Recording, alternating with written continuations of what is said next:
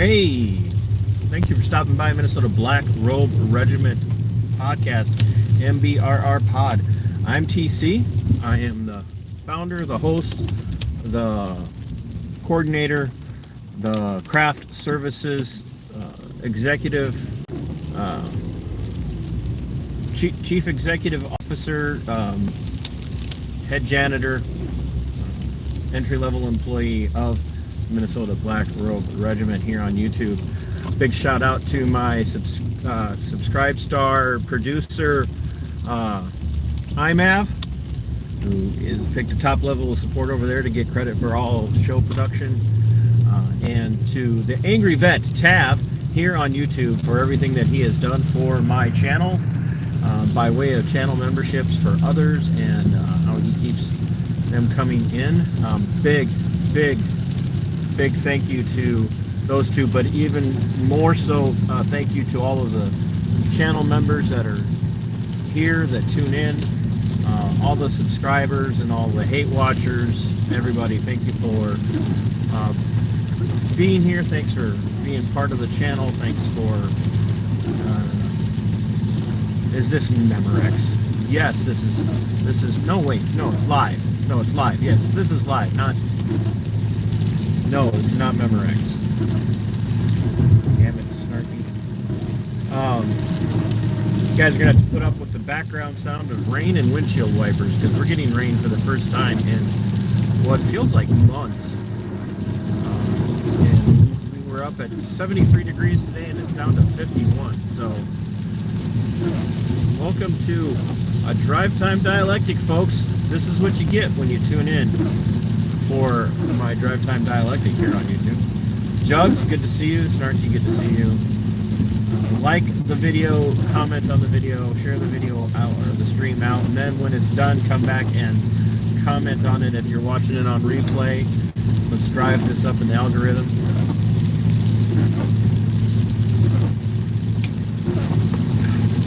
While we are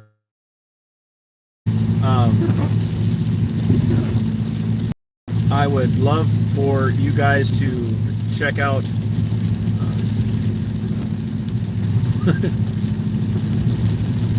coming through your roof. Yeah, you've mentioned that before. You got to do something about that roof, bro. I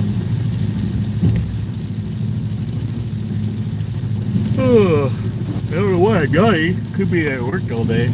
I don't know. Anyhow, I would love for you guys to check out the video I did the other day about Chase's family, Julia and the girls. And if you are interested and you can do anything at all, I would really appreciate it if you guys could reach out to Julia. You can find her on Facebook. And the link to the video is right below this video in the playlist, or not playlist. Excuse me.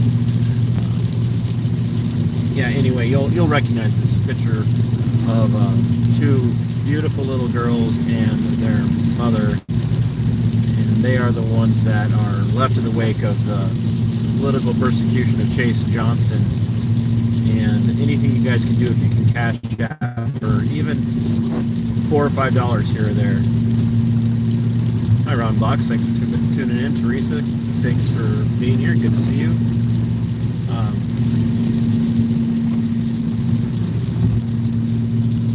I got to get over in the right lane so I can get in the right lane to get in the right lane to go home. How's that sound?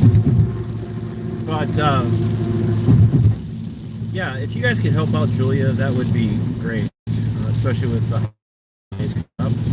If there's a moderator that is good with grabbing them in the chat, I would appreciate that. That would be very much appreciated. Also, while we're at it, don't forget to subscribe to the Angry Vets channel and to AVA's channel, two of the most important channels on YouTube right now. And I just got notification that the Vigilance Committee is not putting any content out for the near future. I don't know what's going on. I hope to hear from them and find out what the story is there. heartbreaking. I hope that the channel comes back up and gets running again. They are phenomenal, and I'd like to see them keep going, and I hope that whatever is going on, they can get through it. I know that Cliff does have some health issues, so I'm praying that it's not a health-related issue. So, without any further ado, I shared with you guys a video last week that I did after I interacted with the Candy Ojai County Sheriff's Office, and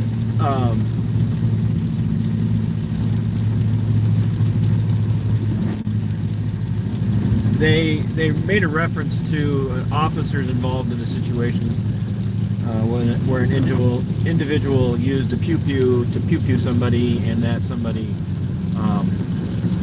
was deleted from life, and the sheriff of Candy Ojai County called all the officers heroes.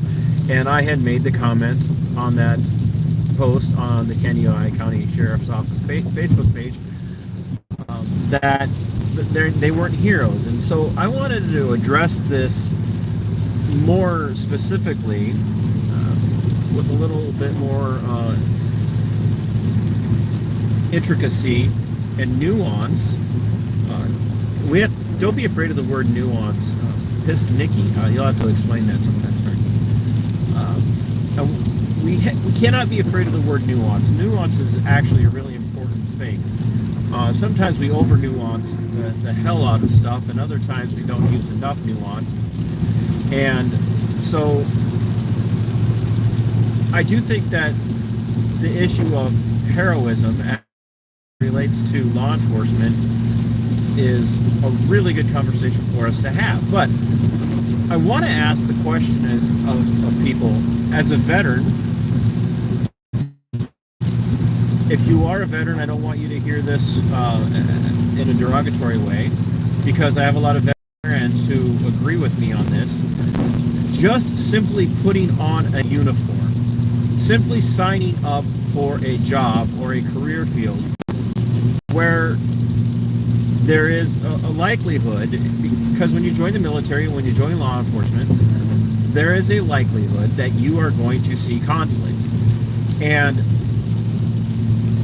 as what you train for in those roles, military and in law, you train and get paid to engage, not military, not nearly as well as law enforcement, by the way, but you train and get paid to conflict involving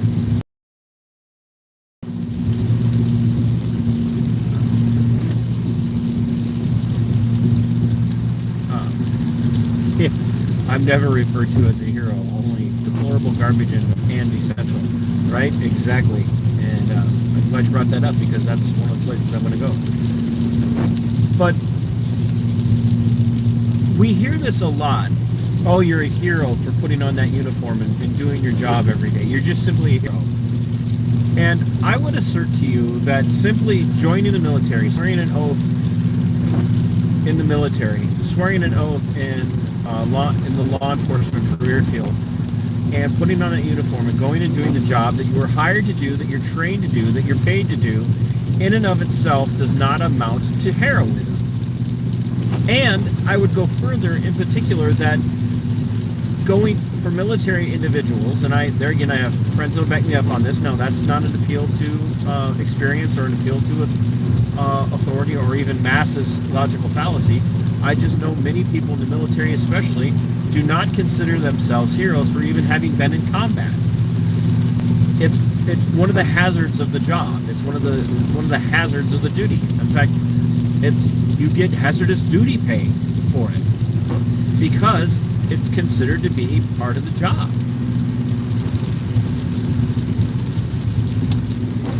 It's in the military especially, there are heroic acts. The Congressional Medal of Honor is given to the most heroic or to overtly heroic people who have gone above and beyond the call of duty, gone above and beyond the scope of their chosen career, chosen profession, their chosen career path and engage in their actions that markedly set them apart from others around them.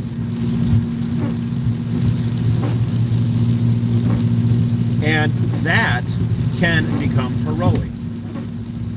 Now, what about law enforcement? When you're in law enforcement, when you choose to go into the career field of law enforcement, you're choosing that career because it's a job. You're getting paid. Now, you may have there are a plethora of reasons why people choose to go into law enforcement. There are any number of reasons why an individual might have. Hey, AVA, can you start dropping some links like the one that I did about Julia and the girls a couple of days ago? I would really appreciate that, because I do want people to go and support Julia even more above and beyond what I do. So thank you, soldier. Or even more above and beyond what they might want to do for me. I would hope that they would go and help Julia, is what I'm trying to say.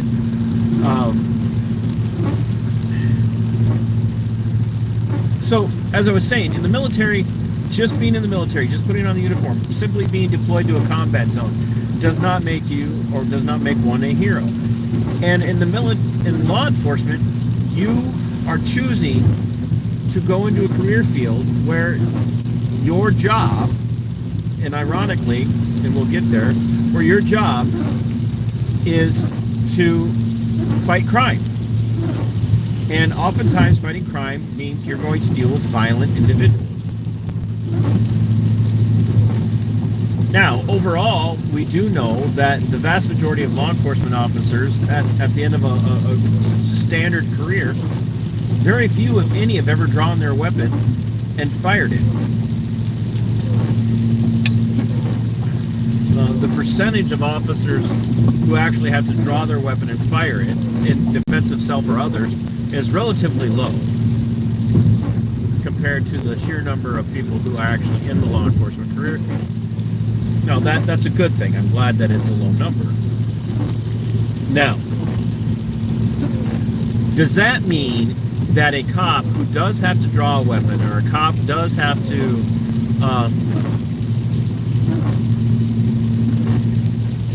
that a cop who does have to engage with a violent suspect, or has to step in and save someone's life, does that make the cop automatically a hero? I think it's a valid question we have to ask. Now, I know a lot of people in my audience, a lot of the people who follow my channel, who follow my content, who watch what I have to say, or listen to what I have to say,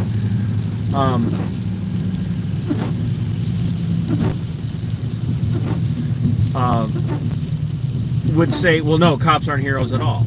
Now, I understand that, and there would be a portion of the audience who'd say, oh yeah, cops are heroes, because I got people who watch because they like to be outraged by me. So,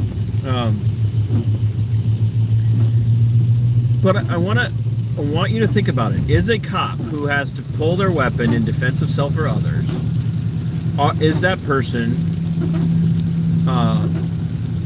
automatically a hero? Are they a hero just for going and doing the job that they are paid to do every day? My assertion is no. My absolute assertion is that they are not heroes. Not because I don't like them, but because if every cop who puts on the uniform every day and goes out and does their job as a hero just for doing that,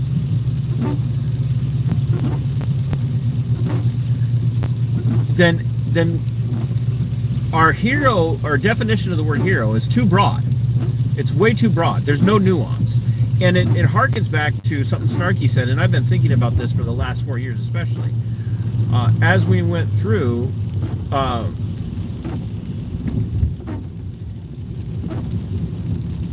the certain pandemic that we were forced to experience through the hands of tyranny by, depending on what state you live in, by the hands of our governors and by the federal state.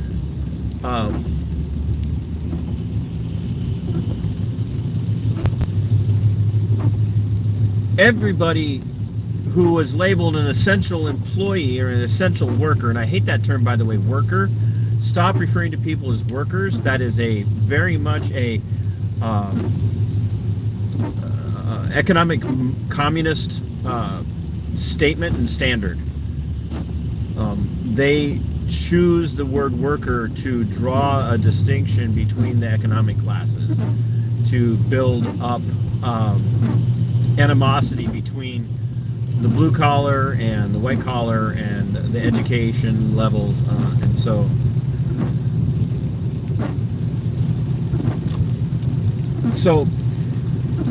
every single essential employee, every person that the state just arbitrarily and randomly determined was essential, was then quickly labeled a hero.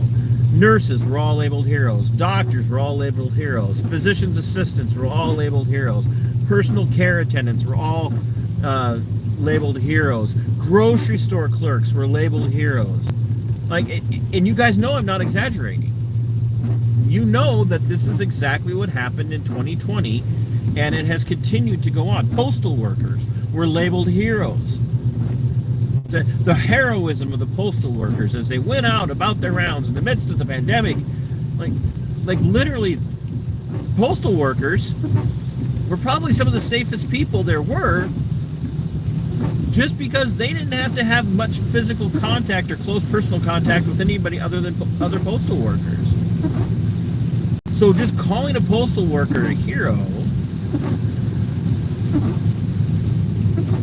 for doing the job that they're getting paid to do, for being a cashier at a grocery store, is not heroic. Not to mention the fact that we can argue, if you will, about the ability of the state to determine who is essential and who is not essential. Let that sink in. That some unelected bureaucrat somewhere can write a memo, a memorandum, give it to a governor or a mayor or a county board, and determine that these people should be declared heroic or not heroic, essential or not essential. That should terrify you. If you've never thought about it, that should terrify you, that some unelected individual. Yeah, well, thank you, Evelia Gill. I really appreciate you chiming in. I wish more people would share and hit the like button as well. I would like that.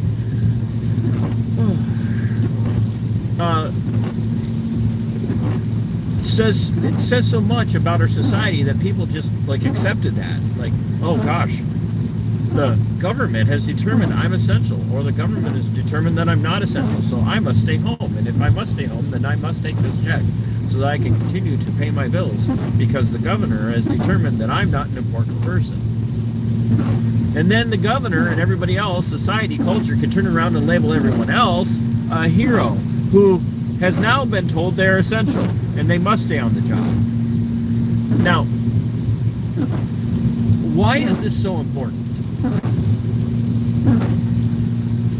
It probably seems like, picking at, nits, or, too fine, painting with too fine of a brush to really drill down into it and say that, geez, why do you even care if somebody labels cops heroes or not, just for doing the job? Here's why I care. One, I cannot off the top of my head remember the case that developed this ruling or led to the ruling from SCOTUS, but the Supreme Court of the United States has ruled that cops are not obligated to protect you.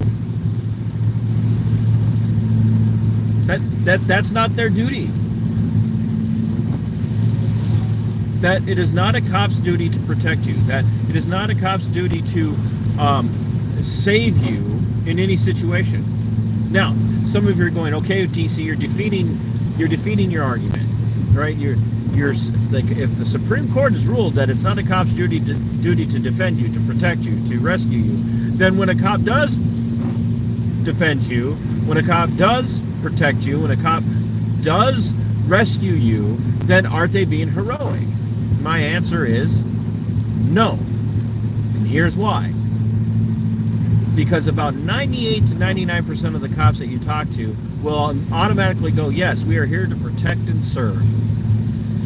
And I got into law enforcement because I want to help my community. I want to protect my community. I want to defend my community. I want to lock up violent, dangerous, thuggish individuals who are only out there to hurt other people. That's why I got into this, and that's why I do what I do. And if you can't see that, and you can't recognize that, then I don't know what to say to you. That's how cops respond. On one hand, you have a Supreme Court ruling, which, by the way, is bunk. I don't know. We invest way too much interest in what the Supreme Court says and rules, which I understand because I have, but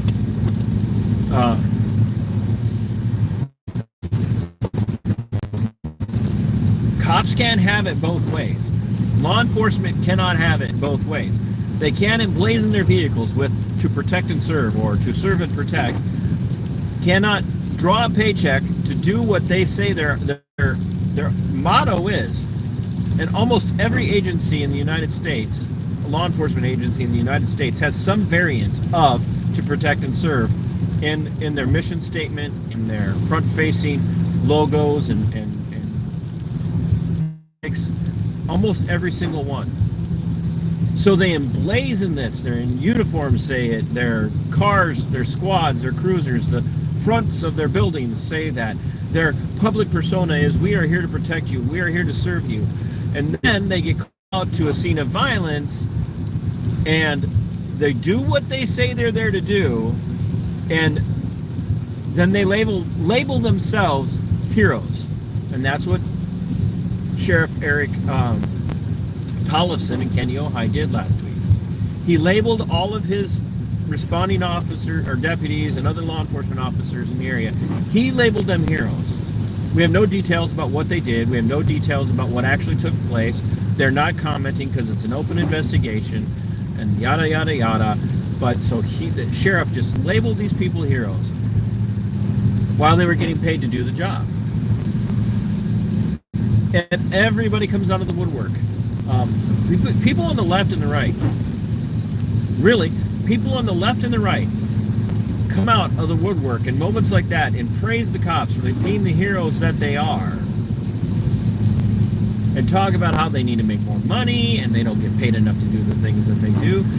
And this is where it really needs to be driven home to the people who hold the all cops are heroes mentality. Because those are the same people, and I think rightly so, get really mad at people who say all cops are bastards. You all know this, and I know it sets me at odds with a lot of people out there in the accountability activism community. I don't think that all cops are bastards. I really don't. Do I think every cop has violated his oath? Absolutely. I think every cop has violated his or her oath. It's impossible for you to not have violated your oath as a officer. It's impossible. You will violate your oath in your career, no matter how long you're in. Whether you're in for 6 months or 60 years, you will violate your oath. It's impossible for you not to. The oath itself is in violation of itself.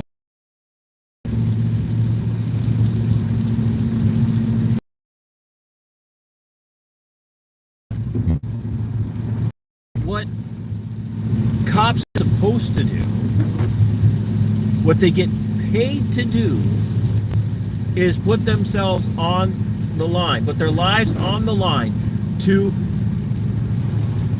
protect the taxpayers. That's what they're supposed to do. On top, and part of that is, in the eyes of law enforcement world and everybody that supports them, part of protecting people is enforcing the law and keeping their oath. Now, if they're not enforcing the law and they're not keeping their oaths on a regular basis, they would Well, let's not say keeping their oath. If a cop stopped enforcing the law on a regular basis and just decided he wasn't doing that anymore, and he wouldn't have his job for very long, right? Because that's what he gets paid to do.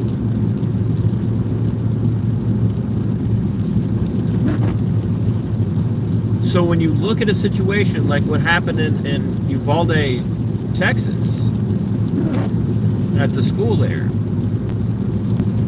I had a lot of people, and there's a really famous, can't think of his last name right now, Brandon Tatum. This big, tough ex-cop went through and just lambasted everybody who called out the cops in Uvalde for being cowards while they were using tasers on parents outside of the school who wanted to rescue their kids.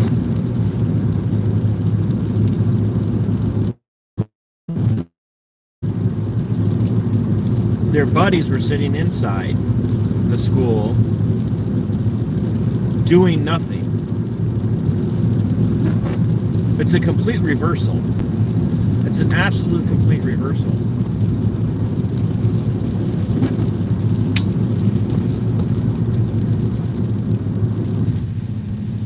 Every day, cops will pull people over for tint. Cops will pull people over for seatbelt violations. Cops will pull people over for lights on their license plate reader, their license plate light being out. They'll pull people over for having a headlight burned out. They'll pull people over for having a cracked tail light. They'll pull people over for a cracked windshield.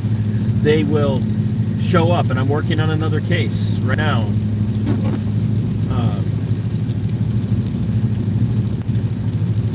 I'm in talks with a woman whose home was invaded by law enforcement. No warrants, no probable cause, no nothing. Is that heroism? Is what Uvalde cops did, was that heroic?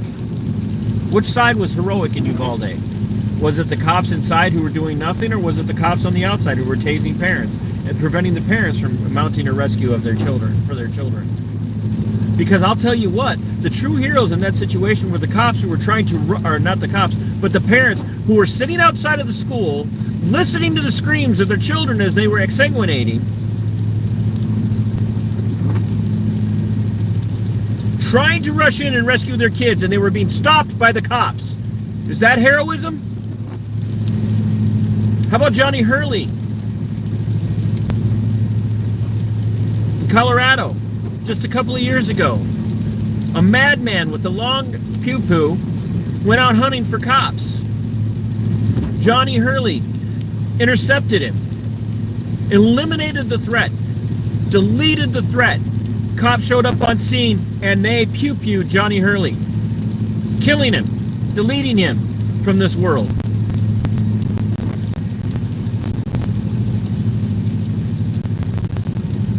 Hey, Brandon. And the courts allowed qualified immunity to stay attached, while the city now pays out millions of dollars, or not, I don't know how much it was, but pays out a settlement to the family of Johnny Hurley, who was the true hero in that situation. So who was the hero there? Who was the hero in Arvada, Colorado, when Johnny Hurley took out the guy who was hunting the cops? And then the cops took out Johnny Hurley. Who's the hero in that situation?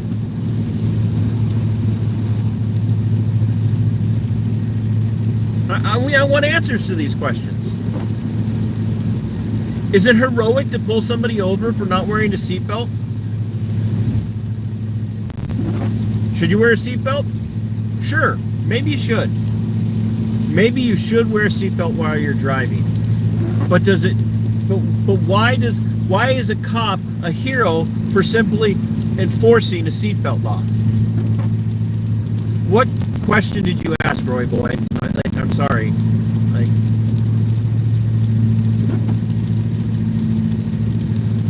But I don't care. Whatever. See you later.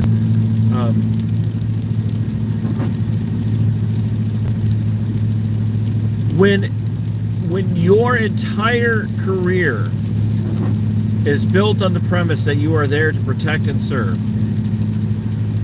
and that part of protecting and serving means that you will put your life on the line, potentially on a daily basis, you're not a hero for just doing your job. And I regret that I ever held that perspective. I truly do regret that I ever held that perspective. It really bothers me that I ever felt that way.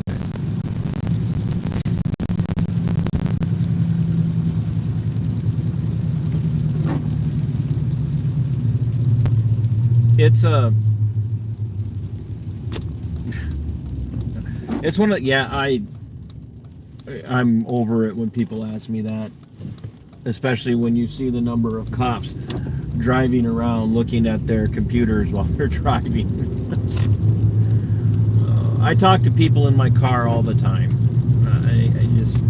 I'm far more distracted when I have a passenger than when I'm looking ahead and glance at the screen occasionally.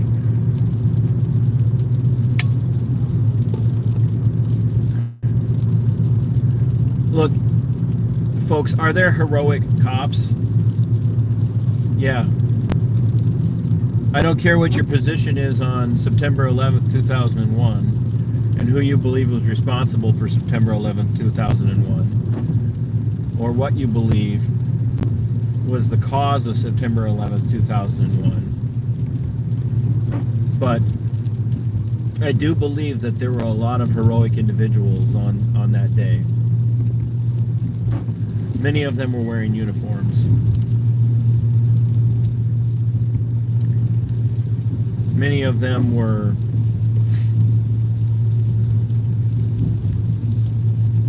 cops. Many of them were firefighters. But there were a lot of other heroic people that day who didn't put on a uniform, who still helped people get out, who still did their level best, who died in the process of trying to help other people.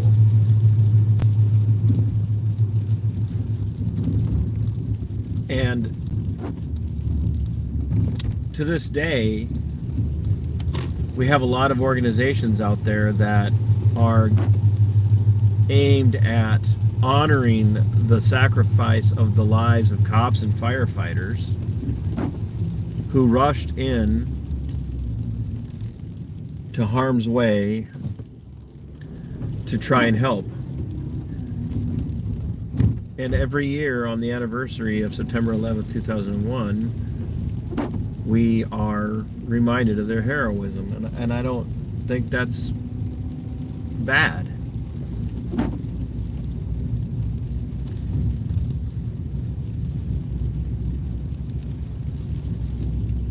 But you don't hear a lot of talk about the non-law enforcement, the non-firefighters who did heroic things that day.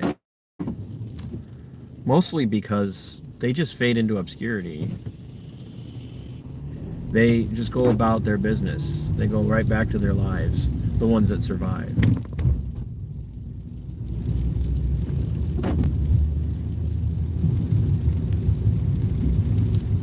And if every cop is a hero every day that he puts on his uniform, simply for putting on his uniform or putting on her uniform, then how do we know when a cop has actually done something that is truly heroic?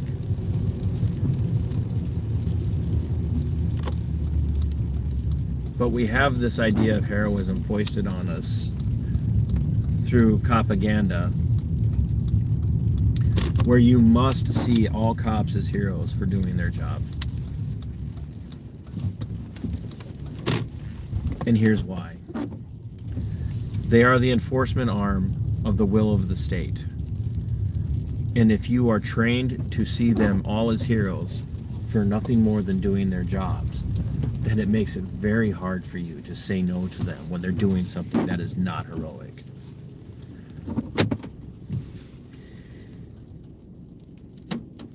Are there hero cops? Yeah. And I think they should be applauded when they do something heroic. But the most heroic thing that a cop could do in this day and age, right now, is speak out against the corruption within law enforcement.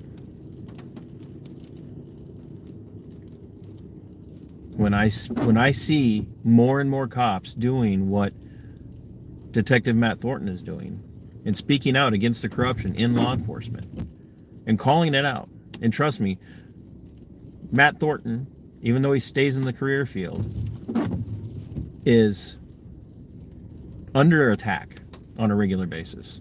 I know this because I've talked to him very personally. He's a friend. That's heroism in law enforcement. And we'd all be better off if that's how we defined what a hero cop is, instead of the mythology that says cops are heroes simply for doing the job that they're hired to do. Because today, the bravest act that any cop can perform is to speak out against corruption and refuse to enforce unconstitutional, unjust laws, policies, and statutes.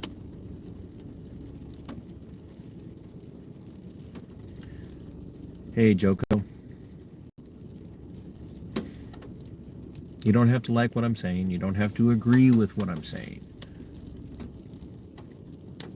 But it's the truth.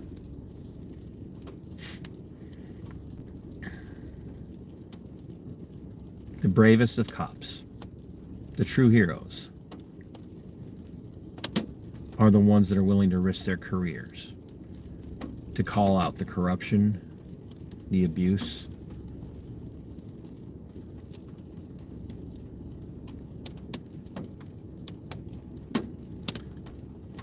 and the oath breakers.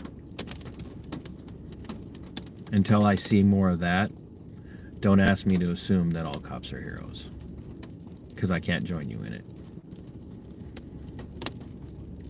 Thanks everybody for watching. I hope that if you missed some of this, that you can go back and watch over. You know why I do the drive time dialectics. These are thoughts in my heads and in my heads. These are the thoughts in my head, and I love to share them with you guys, and I love to interact with you. If you have a question or a pushback on something that I said, please come back and comment at the video after the video processes. And I look forward to seeing you guys. We've got a really cool video premiering tonight, conversation with Libertarian Muslim. It's a really fun conversation. I think you guys are really going to like him. I will be in the live chat watching, paying attention, and seeing what you guys have to say. Mods, I'd love to have you there if you can. And tomorrow night, an actual live stream with the inestimable Spike Cohen from You Are the Power. Spike is a phenomenal warrior for liberty and freedom. And this is be the second time I've had Spike on. Spike is a wonderful man, and he fights a lot of good fights for us. So tune in tonight at 8 p.m. and then tune in tomorrow night at 8 p.m. And I believe I might get invited back for the Pew Pew review panel on Friday night. We'll see. I don't know. I kind of lost it on somebody there the other night, last Friday.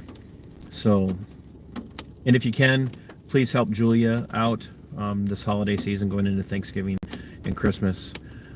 And whatever you do, thoughts, prayers, positive feelings, warm energy, send it Chase's way on Friday morning. I don't know if I'm going to be able to go to the sentencing. I'm going to give it a shot. If I do go, I'll do an update immediately following sentencing. But yeah, I would really love for you guys to help Julia out. Thank you to the channel moderators. Thank you to all the channel members.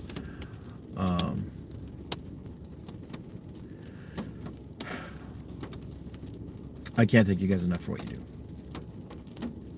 You're all very, very important to me, so I appreciate it. I'm sorry, Nikki. I sent you an email, Nikki. Reach out to me. I'd like to know what's going on for you guys.